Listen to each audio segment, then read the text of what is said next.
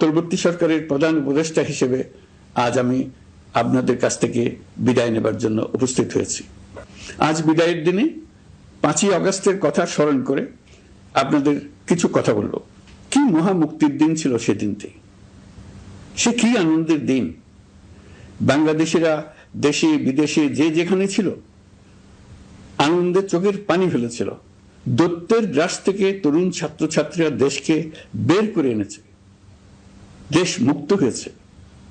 কিন্তু দেশ সম্পূর্ণ অচল। এই অচল দেশটিকে কিভাবে সচল করা যাবে সেটা ছিল সবার মনে। অভ্যুত্থানের ছাত্র নেতারা ঠিক করলো দেশকে সচল করার জন্য একটি সরকার লাগবে।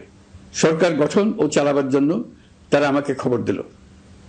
আমি তখন বিদেশে, আমি দায়িত্ব নিতে রাজি না। তারা জাতির প্রতি কর্তব্য পালনের কথা বলে আমাকে রাজি করালো।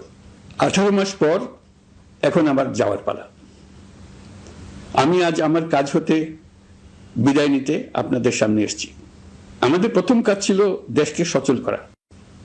এটি ছিল সবচেয়ে কঠিন কাজ। যারা দেশকে লুটে পুটে খেত তারাই দেশের এই যন্ত্র চালাতো।